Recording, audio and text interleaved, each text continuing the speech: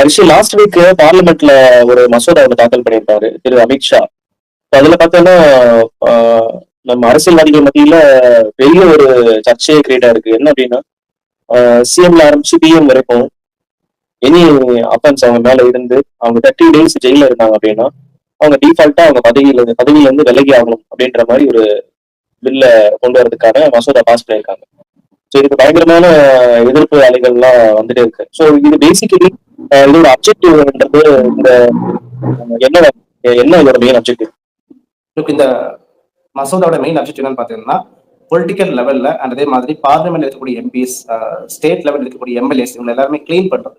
அதாவது அவங்க மேல வந்து சீரியஸான கிரிமினல் அஃபென்சஸ் கிட்டத்தட்ட 5 வருஷத்துக்கு மேல அவங்களுக்கு ஜெயில் தண்டனை கிடைச்சதுன்னா அவங்களுக்கு வந்து அந்த எம்பி எம்எல்ஏ பதவியில வந்து தகுதி நீக்கம் கிடைக்கணுங்கிறது மாதிரி இந்த மசோதா கொண்டு வந்திருக்காங்க.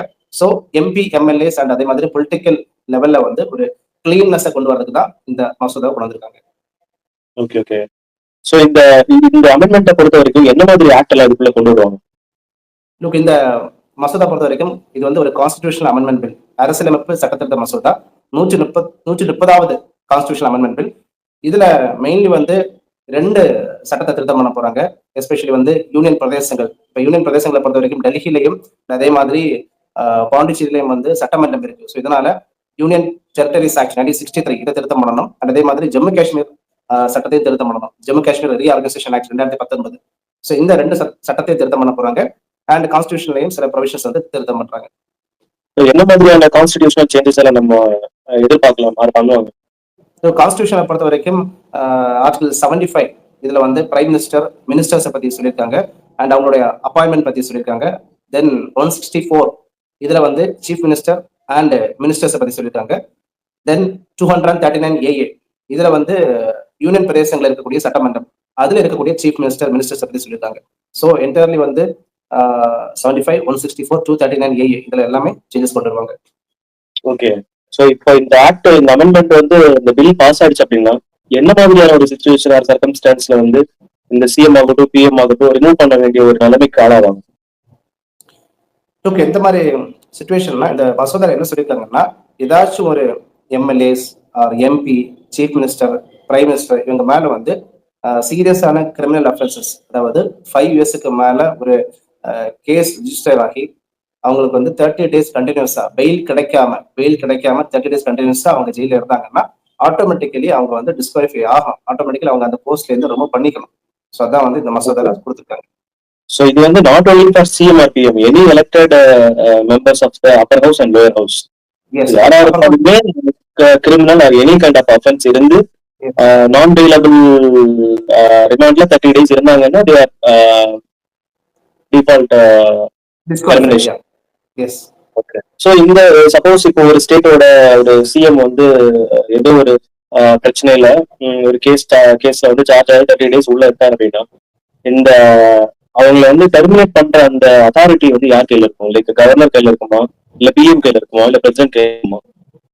இதை நார்மலான ப்ரொசீஜர்ஸா ஃபாலோ பண்றாங்க. இன்கேஸ் ஒரு சிஎம்க்கு மேல வந்து சீரியஸான கிரிமினல் அஃபென்சஸ் இருக்கு, அவர் வந்து கண்டினியூஸா 30 days ஜெயில இருக்காருன்னா அவர் வந்து ஆட்டோமேட்டிக்கலி ரிமூவ் ஆகணும். அவரை ரிமூவ் பண்ணக்கூடிய அத்தாரிட்டி வந்து கவர்னர் கையில இருக்கு அண்டர் ஆர்டிகல் 165. ஸோ 164 சரியா, 164 பிரகாரம் கவர்னர் தான் அவரை ரிமூவ் பண்ணுவாரு. இது வந்து 30 days கண்டினியூஸா ஜெயில இருந்தாருன்னா, பெயில் கிடைக்காம ஜெயில இருந்தாருன்னா கவர்னர் ரிமூவ் பண்ணுவாரு. இல்ல அவர் ரிமூவ் ஆகலைன்னா ஸோ ஆட்டோமேட்டிக்கலி அவருடைய ஆஃபீஸை வந்து சீஸ் டு எக்ஸிஸ்ட் ஆயிடும். ஓகே. ஸோ இதே பிரைம் மினிஸ்டர் பொறுத்த வரைக்கும் பிரசிடென்ட் அண்ட் எம்பிஸை பொறுத்த வரைக்கும் பிரசிடென்ட், எம்எல்ஏஸை பொறுத்த வரைக்கும் கவர்னர். ஓகே. இன்கேஸ் இப்போ வந்து ஒருத்தர் ஜெயில இருக்காரு, 30 days ஆயிடுச்சு, இவங்க வந்து டெர்மினேஷன் சார்ஜ் ஃபைல் பண்ணியாச்சு, அப்ப அவர் வந்து இல்ல என்னால முடியாது நான் பண்ண மாட்டேன் அப்படின்னு சொல்லிட்டு ரீஅப்பீல் பண்றதுக்கு ஏதாவது இந்த ஆக்ட்ல ப்ரொவிஷன் கொண்டு வர மாதிரி ஏதாச்சும் பாசிபிலிட்டிஸ் இருக்கா? ரீஅப்பீலை பொறுத்த வரைக்கும் இந்த மசோதால கிளியரா கொடுக்கல. இனிமேதான் மசோதாவோட ஒரிஜினல் டாக்குமெண்ட்ஸ்ல வெளியே வரும். ரீஅப்பீல் பாக்கி ப்ரொசீஜர்ஸ் அண்ட் இதுல என்னெல்லாம் ப்ரொசீஜர்ஸ் கொடுத்துருக்காங்கிறத வந்து இனிமேதான் தெரிய வரும். ஏன்னா இது வந்து ஜஸ்ட் ஒரு பார்லிமெண்ட் கமிட்டி ஸ்டேஜ்ல தான் இந்த மசோதா இருக்கு. ஸோ இன்னும் அது வந்து ஒரு கிளியரான ஒரு ஃப்ரேம் ஒர்க் ஆகல, கிடைக்கல.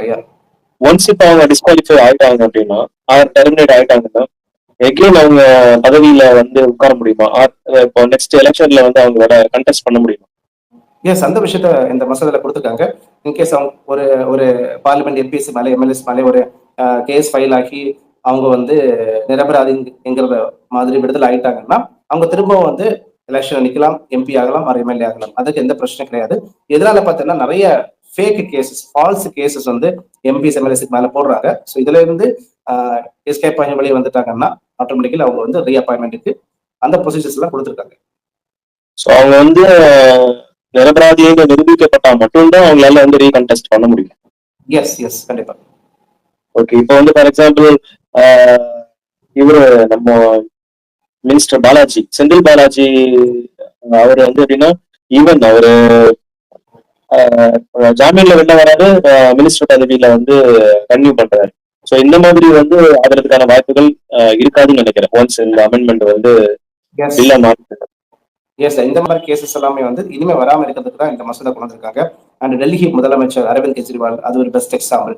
ஸோ நிறைய நிறைய மினிஸ்டர்ஸ் கிட்டத்தட்ட ஒரு 45 to 50% மினிஸ்டர்ஸுக்கு மேல கிரிமினல் கேசஸ் இருக்கு.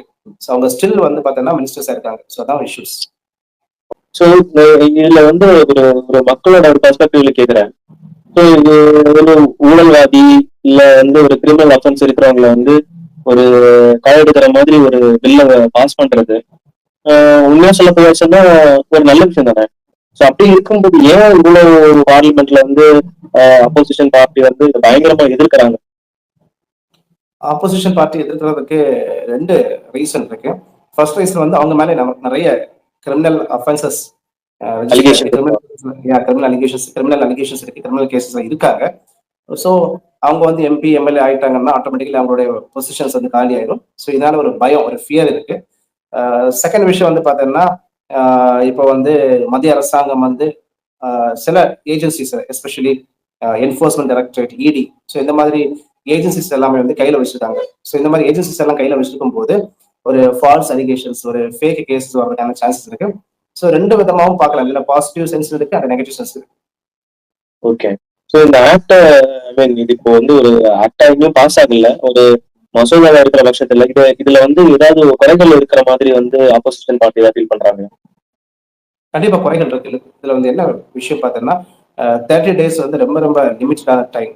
30 days வந்து கண்டினியூஸா பெயில் கிடைக்காம அவங்க கிரிமினல் கேஸ்ல இருந்தாங்கன்னா அவங்களுடைய போஸ்ட் வந்து டிஸ்குவாலிஃபை ஆயிடும் சொல்லியிருக்காங்க. மேபி ஒரு 60 days, ஒரு 90 days, ஸோ இந்த மாதிரி ஒரு எக்ஸ்டென்ஷன் கொடுத்துருக்கலாம். 30 days வந்து ரொம்ப ரொம்ப ஷார்ட் டைம். இப்போ என்ன இஷ்யூ பார்த்தீங்கன்னா, நெக்ஸ்ட் பார்லிமெண்ட் எலெக்ஷன்ல கண்டிப்பா வந்து பிஜேபி பொறுத்த வரைக்கும் யாரெல்லாம் கிரிமினல் கேசஸ் இருக்காங்களோ அவங்க யாருமே வந்து எலெக்ஷன்ல நிக்க விட மாட்டாங்க. ஸோ இதனால வந்து பாத்தீங்கன்னா ஆல்மோஸ்ட் இப்ப இருக்கக்கூடிய சென்ட்ரல் கவர்மெண்ட் பொறுத்த வரைக்கும் நெக்ஸ்ட் எலெக்ஷன்ல வந்து கிளீனா வருவாங்க. ஸோ இந்த மாதிரி கிளீனா வரும்போது கண்டிப்பா வந்து ஆப்போசிஷன் பார்ட்டி அண்ட் ஆப்போசிஷன் இருக்கக்கூடிய எல்லாருமே வந்து கிளீனா வந்தாகணும். இன்கேஸ் கிளீனா வராம இருந்தாங்கன்னா இன்னொரு விஷயம் என்னன்னா, அரசியல்வாதிகளுக்கும் ஒரு ஒரு பயம்ன்றது இருக்கும். மேபி நம்ம ஒரு பிரச்சனையில சிக்கி நம்ம 30 days ரிமாண்ட் ஆயிட்டோம்னா கண்டிப்பா நம்ம பதவி போயிடுமோன்ற ஒரு ஃபியர் ஃபேக்டர் கூட அவங்களுக்கு. அங்க என்ன ப்ராப்ளம்னா ஃபால்ஸ் கேசஸ் தான் ஒரு மெயின் ப்ராப்ளம். ஃபால்ஸ் கேசஸும் பிளஸ் சென்ட்ரல் கவர்மெண்ட் வந்து சில ஏஜென்சிஸ் கண்ட்ரோல் வச்சு, ஃபார் எக்ஸாம்பிள் என்ஃபோர்ஸ்மெண்ட் டைரக்டரேட் வந்து பார்த்தீங்கன்னா சில எம்பிஸ், எம்எல்ஏஸ்க்கு மேல வந்து நிறைய நிறைய ஃபால்ஸ் கேசஸ் பதிவு பண்ணி அவங்க மேல விசாரிக்கிறது, அவங்களுடைய ஆஃபீஸஸ் செக் பண்றது, சைஷர் பண்றது, ஸோ இந்த மாதிரி நிறைய விஷயங்கள் பண்ணிட்டு இருக்காங்க. ஸோ இந்த மாதிரி ஒரு சுச்சுவேஷன்ல வந்து பார்த்தீங்கன்னா மேபி ஒரு தேவையில்லாத ஒரு ஃபியர் வந்து ஆப்போசிஷன் பார்ட்டிக்கு மேல வரும். ஸோ இன்கேஸ் இப்போ இது அப்பர் ஹவுஸ்ல வந்து அந்த மசோதா தாக்கல் பண்ணியிருக்காங்க. ஸோ அப்ராக்சிமேட்டா இது ஒரு ஒரு பில்லா கம்ப்ளீட் ஆகுறதுக்கு வந்து எவ்வளவு டைம் இருக்கு? இது வந்து சட்டமா கன்வெர்ட் ஆகிறதுக்கு இட் டேக்ஸ் டைம். இதனால பார்த்தீங்கன்னா ஃபர்ஸ்ட் வந்து பார்லிமெண்ட்ல ஸ்பெஷல் மெஜாரிட்டியில் பாஸ் பண்ணணும். தென் அதுக்கு பிறகு இதுல state ministers and MLAs included. So இதனால ஸ்டேட்டை பொறுத்த வரைக்கும் 50% ஆஃப் ஸ்டேட், அதாவது 28 ஸ்டேட்ல கிட்டத்தட்ட 15 ஸ்டேட்டாவது இந்த பில்ல பாஸ் பண்ணணும். பாஸ் பண்ணதுக்கு பிறகு தான் இது வந்து ஆக்டா மாறும். So it takes time. Okay. So உண்மையாவே இது ஒரு இந்த ஆக்ட் வந்துச்சுன்னா ஈவன் இப்போ வந்து பிஜேபி பார்ட்டியா இருந்தா கூட அதுலயுமே வந்து கிரிமினல் அஃபென்ஸ் சார்ஜ் இருக்கிறவங்க இருக்கதான் செய்யறாங்க. மேபி ஆமா. ஸோ இந்த ஒரு ஆக்ட் அப்படின்றது ஒரு அரசியல் ஒரு புது விதமான புரட்சியை மேபி உண்டு பண்றதுக்கான ஒரு வழி வகுக்கலாம். கண்டிப்பா வழி வகுக்கலாம். அண்ட் இதுல இதெல்லாம் லூப் ஹோல்ஸ் இருக்கு, சட்டத்துல இதெல்லாம் ஓட்டைகள் இருக்கு, இதுல இதெல்லாம் பிரச்சனைகள் இருக்குங்கிறத வந்து அந்த மசோதா என்ட்ரியில் கொண்டு வந்ததுக்கு பிறகுதான் தெரிவிடும். இது வந்து ஜஸ்ட் ஒரு கமிட்டி ஸ்டேஜ்ல தான் இருக்கு. இன்னும் ஒவ்வொரு சட்டங்கள் கொண்டு வரும்போதும் அதுல எதெல்லாம் லூப் ஹோல்ஸ் இருக்குங்கிறத வந்து கண்டிப்பா கண்டுபிடிக்கணும். இது வந்து ரொம்ப ரொம்ப இம்பார்ட்டன்டான ஒரு ஆக்ட். அதாவது 30 டேஸ்ங்கிறது வந்து ரொம்ப ரொம்ப லிமிட்டட் ஸ்பேன். ஸோ இதனால நிறைய எம்பிஸ் எம்எல்ஏஸ் வந்து அவங்க டிஸ்குவாலிஃபை ஆகிறதுக்கான நிறைய சான்ஸ் இருக்கு. ஸோ ஒன்ஸ் வந்து நிறைய எம்பி எம்எல்ஏ டிஸ்குவாலிஃபை ஆகும்போது ஸோ அங்க வந்து பாத்தீங்கன்னா ஒரு கரெக்டான ஒரு அரசாங்கம் இயங்குறதுக்கான ஒரு சான்ஸும் இல்லாம போகும் சம்டைம்ஸ் சில ஸ்டேட்ல. ஸோ இதெல்லாமே வந்து பாத்தீங்கன்னா ரொம்ப ரொம்ப ஒரு சென்சிட்டிவான ஒரு மசோதா. கரெக்ட். அந்த பாயிண்ட், அந்த வேர்டு வந்து எக்ஸாக்ட்லி ஒரு மேட்சிங் வேர்டு. ஒரு சென்சிட்டிவான ஒரு விஷயத்த வந்து தாக்கல் பண்ணியிருக்காங்க. அண்ட் பார்க்கலாம் இது எந்த அளவுக்கு சென்சிட்டிவ் ஆகும் அப்படின்றது நம்ம ஃபியூச்சர்ல பொறுத்திருந்து பார்க்கும்போது தெரியும். ரொம்ப வேல்யூபிளான ஒரு சில இன்ஃபர்மேஷன்லாம் ஷேர் பண்ணுறேன். Thank you so much.